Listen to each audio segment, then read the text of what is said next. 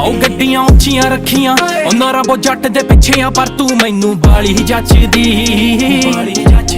ਲੱਕ ਤੇ ਗੁੱਚੀ ਦਾ ਬੈਲਟ ਤੂੰ ਪਾਇਆ ਜੱਟਾਂ ਨੇ ਕੋੜਤਾ ਨਾ ਬਸ ਵਾਇਆ ਵੇ ਅਲੱਗੀ ਟੌਰ ਹੁੰਦੀ ਸਾਡੀ